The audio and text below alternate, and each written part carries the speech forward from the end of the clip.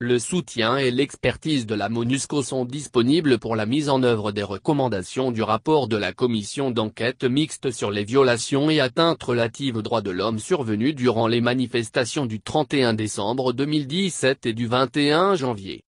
C'est ce qu'a déclaré la porte-parole de la mission onusienne en RDC, Florence Marshall, ce mercredi au cours de la conférence de presse hebdomadaire des Nations Unies à Kinshasa.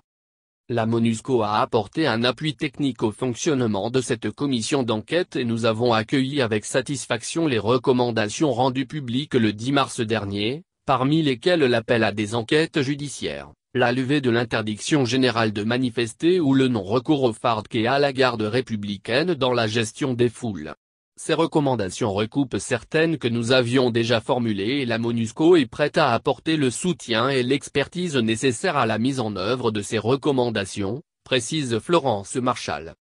Selon elle, la MONUSCO a salué la mise en place de la commission d'enquête conjointe composée de représentants du gouvernement, de la Commission nationale des droits de l'homme et de la société civile sur les allégations de violation de droits de l'homme commises lors des manifestations du 31 décembre et du 21 janvier.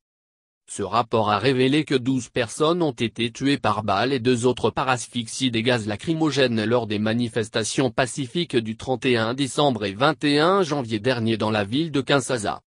Dans ses conclusions et recommandations, la Commission a souligné que l'interdiction générale et à durée indéterminée des manifestations publiques est parmi les conséquences des violations et atteintes aux droits de l'homme.